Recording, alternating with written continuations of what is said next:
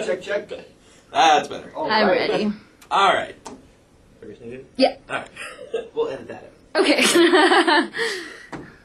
All right, we got David Lawrence in studio, writer-director of a new movie, A Legend of Whitey. Also, you might know him as Terry from Fubar. How's it going, David? Yeah, really good. Thanks for having me in. Oh, no problem. Now, your new movie looks hilarious. Oh, thanks. I gotta say, I watched the trailer online. It looks really funny.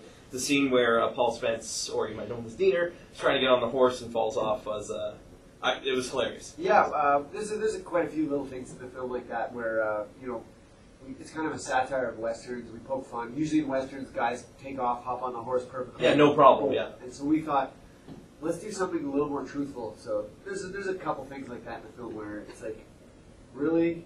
Are you guys, like, we kind of poke fun at the western a little bit, so. All right. Yeah. Now, I read the synopsis and stuff. It takes place in the Northwest Territories, 1885, and follows Paul's character, who is a scout of mixed blood, Yeah. who goes home to reunite with his half-brother, who you play. That's right. I play kind of a really simple, dumb cowboy-type character who's, it's 1885, there was a lot happening with, the Plains people and the buffalo and, the natives, it was something that a lot of the people, and still to this day, don't necessarily totally understand. So my character plays like a really dumb guy who's kind of terrified of natives. All right. That's an easy way to put it. Yeah. Where'd the inspiration for the movie come from? I think it just came from our us kind of going for our fantasy movie. Like I always enjoyed westerns as a kid. I always kind of wanted to have a horse and a gun. And so when Paul and I were talking about what we wanted to do, we were like, oh no, we couldn't do that. But we decided to do it. We just went straight for what would be a sort of a fantasy to make, and we were like, let's make a western. So it just kind of came from loving the genre and also wanting to work together again. All right, cool. Now, do you guys have any direct homages to old westerns, like whether it's True Grit or even Blazing Saddles or anything? I don't think directly. Like it's more just sort of the genre in general. Like the villain is kind of we kind of changed a little bit. We make everybody in the film inept. Like there's not really any dumb people chasing. It's kind of a chase movie, and the guys being chased and the guys chasing are all kind of dumb and lost and wandering around. So we just kind of wanted everyone to be kind of inept in the film, and we poke fun at everybody, like the Dutch. There's I got to poke fun at the Dutch. You have to. Yeah, you have to. It's a requirement. Dutch elm disease, anyway.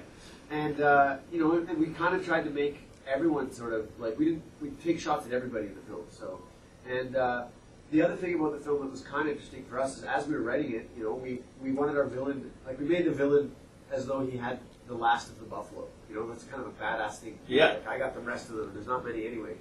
And so as we were writing it, we were like, what could be a prized possession of his that our characters might get involved in? And we just wrote it. We're like, how about a white albino buffalo? That sounds like to raise the stakes. But then, as the film went on and as we started to get to production, we found out that this is a really common Indian myth about the white buffalo. Yeah. Like, we didn't come up with it ourselves. We thought we did. We were like, oh, that's great. And then to find out that there's actually, many different stories about the white buffalo. This is our version. Some white guys wrote this one. So for me, it was like kind of, how they say stories are out there in the ether or whatever. Like this one kind of came to us in the writing room, and then later to find out that it's actually like a common myth. So yeah, that's really cool. So it's like I don't necessarily say that I know everything about Plains people or Indian mythology, but it was out there and it kind of crept into my story writing. So after you guys found out that it was a common myth, did you research it after that, or? Yeah, I mean, we kind of, the script was pretty much written, and then we looked into it and found out that there was like a ton of different stories. So, that's one of the reasons why it's not the Legend of Whitey. It's a Legend of Whitey. There's many stories. So nice. Now, of course, we had Night Seeker at Better Than Friends last night. Yeah. And Terry showed up. I missed it. Every time I missed it. I heard he's really good looking. Yeah. Oh, really good. I met him outside. He was a hilarious guy. Oh, yeah. And, I want to meet him someday. I heard it was a lot of fun when he got up on stage. Yeah, no, it was, he sent me an email this morning. Apparently, he had a great time. Nice. Well, thanks for coming in, David. Right now, Legend of Whitey is at the Jam Cinemas. It's there until Wednesday. Yeah, it's just for the week. So if you want to see it, here's a chance, I always meet fans who tell me, like, oh, I saw Fubar in the theaters, so this is your chance. It's only here for a little bit, and, check it out. Perfect. Thanks for coming in. Yeah, thank you.